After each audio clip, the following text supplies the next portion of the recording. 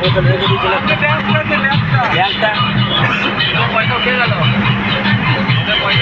আমাদের পয়সা উঠে যাবে সার্ভিস দিচ্ছ আছে জলের বোতলটা দিলে কেমন বার করছে